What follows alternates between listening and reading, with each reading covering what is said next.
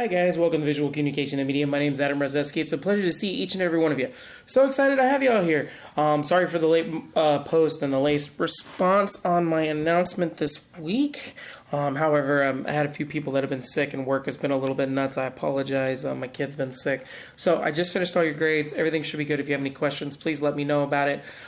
You should see the comments within the rubric as well. So please let me know if there's any issues or anything. If you don't see them, let me know. I'll help you out with that. Other than that, if you want to try again, if you want to update your grade or make it even better, you're more than welcome to turn in a second copy, and we can go from there. Other than that, let's talk about what we have left due to the fact you have your discussion post due tonight, also for your reply post, and then you have week 2's assignment, the PowerPoint due tomorrow, and the live lecture assignment as well. But yeah, we were talking about perception and responses to stimuli and how important those are over it. So the importance of emotion.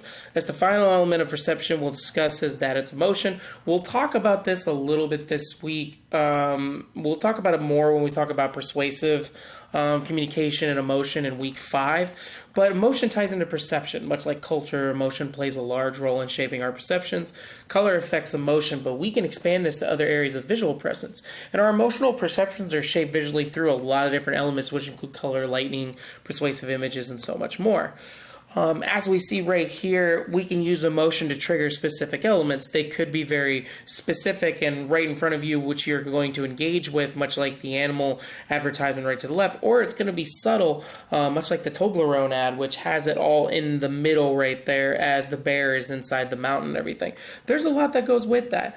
And depending on the different colors and the mood-setting colors and lighting, visual perception is a true process of seeing what's influenced by culture and emotion and who we are as individuals based upon our experience. These help shape what we find what's appealing or not and how we might respond cognitively. Colors can also give emotional responses, much like a sensory response due to a perceptual experience. That all matters. So without emotions, perceptions will never be affected with everything.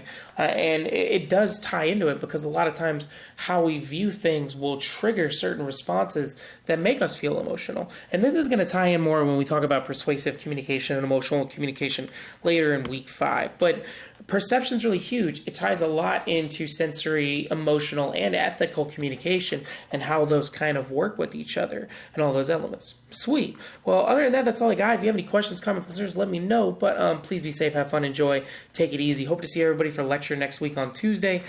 Keep an eye out for my announcements for next week, and that's all I got. So be safe, have fun, enjoy, take it easy. Hope to see everybody later. Bye-bye.